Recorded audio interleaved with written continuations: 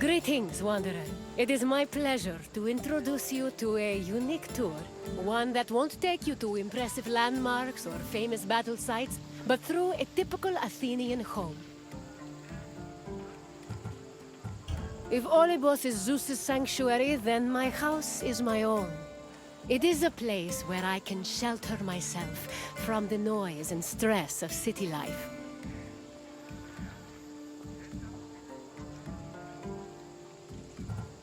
For an outgoing people like the Greeks, the house was a refuge of privacy. Inside, they could escape from the constant demands of civic life to enjoy the simple pleasures of family life. Look for me when you are done, and we can discuss the things you've seen. Farewell for now.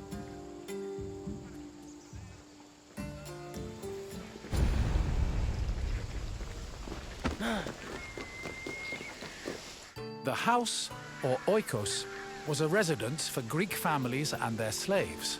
Contrary to modern houses, which look outward, the Greek household was built to look inward on a courtyard. The courtyard was the house's central fixture. It was the building's main source of daylight and also the location of religious altars dedicated to worship. The building itself was made up of familiar accommodations, including bedrooms, storage rooms, a kitchen, and a living room. Women were generally in charge of tending to the home, which in Greece was called oikonomia, a term that inspired the modern word economy.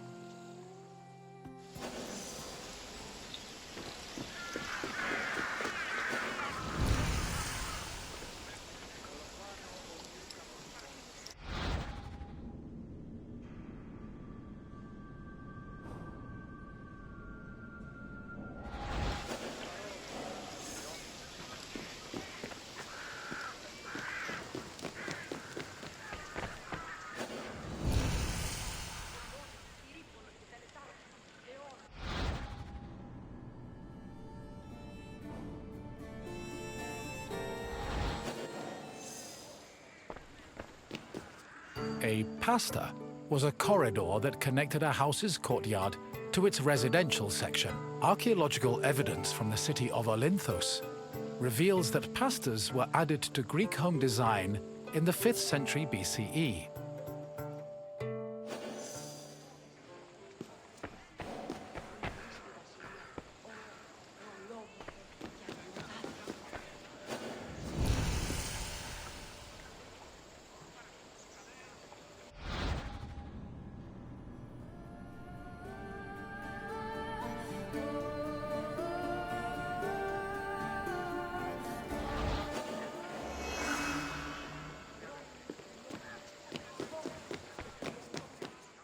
Greeks had no qualms about combining their work and their private lives, and many of them worked from home.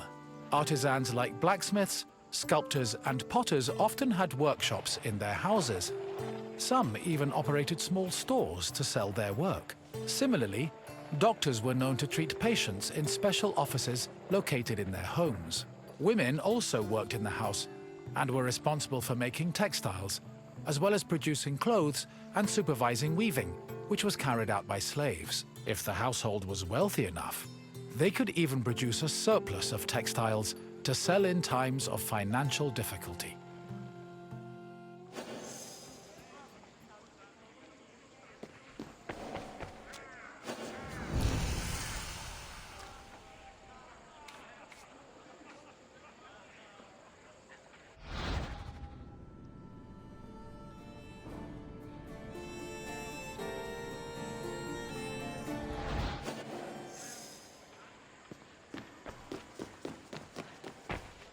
The inner courtyard was the nexus of the house. Functionally, it allowed air to circulate and also provided access to most of the rooms. It also sometimes housed a well or a cistern that collected rainwater. In the center of the courtyard was an altar to Zeus Hercules, who served as the protector of the household. Women would often use the space to sew and cook, while children used it as a play area. Furthermore, if the family had pets or animals, the courtyard was where they were allowed to run free.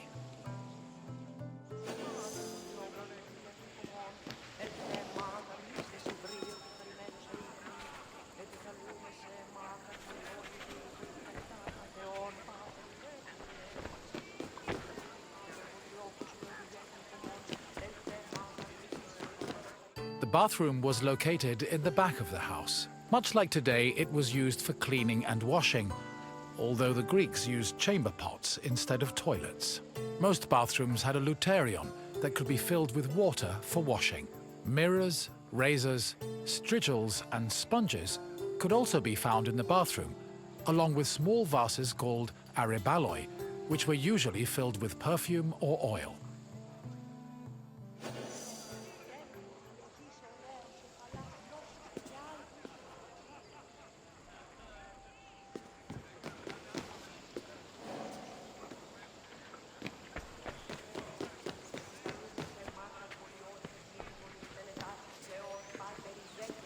The inner courtyard was the nexus.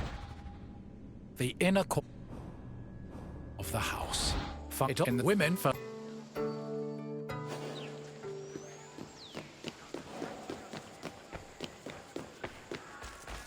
Greek homes had kitchens where the family's meals were prepared.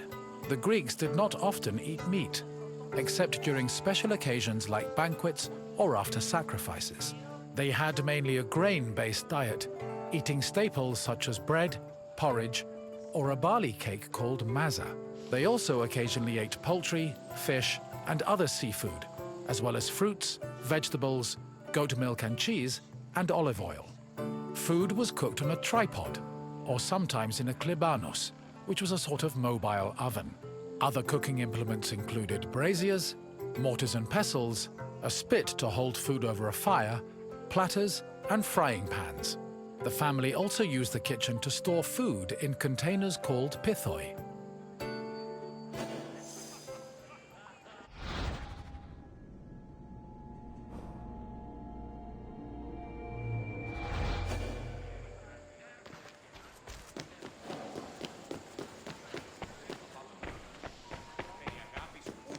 Symposia were major social institutions in Greece.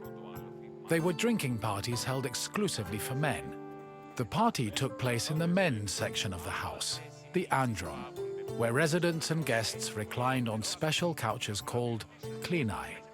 Food was served on low tables set in front of the couches, while wine was placed in a crater in the center of the room. During a symposium, men drank, sang, had philosophical discussions, and played games like kotobos. Musicians, dancers, and even courtesans were often welcomed to attend as well. However, wives and daughters were always excluded.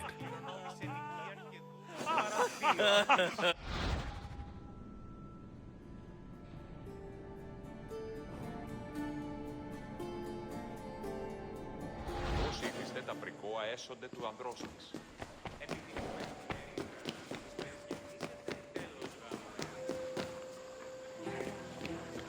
The Pyrgos, or upper stories, was the women's quarter of the house, where they could pursue their activities and observe the city without being seen themselves.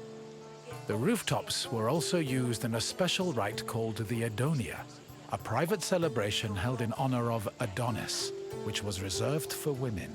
At the beginning of spring, women filled terracotta pots with soil and lettuce seeds, then climbed a ladder to place the pots on the rooftop. These pots served as the women's very own gardens of Adonis.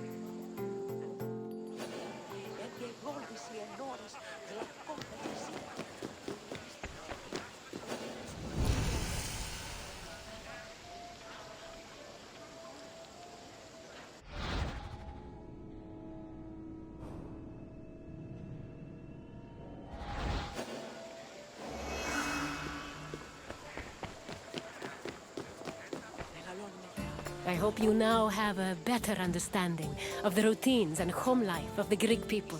What would you like to do next? Then let's start with a simple question. Which group of people celebrated the Adonia?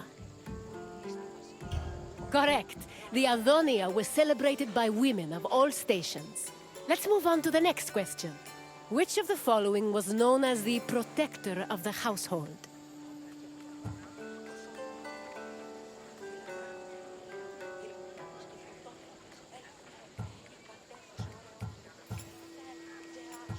Yes, Zeus Herkios protected the household, and an altar to the god usually stood in the center of the house's courtyard.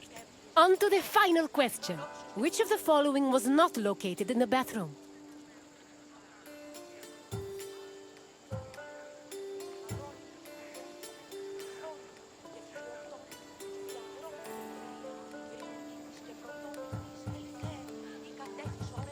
I'm afraid mirrors were quite common in bathroom.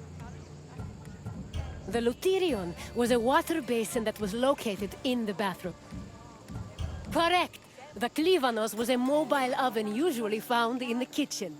It seems you really know your way around Greek homes. Well done, Wanderer. Farewell, Wanderer, and thank you for visiting my city.